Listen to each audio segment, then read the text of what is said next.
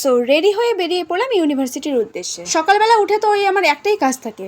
আর এইদিকে দেখো এত তাড়াহুড়ো করে এসেছি, আর এসে দেখে একটা স্টুডেন্টও নেই। ফাঁকা রুমে ভিডিও করার মজাই আলাদা, কি বলো?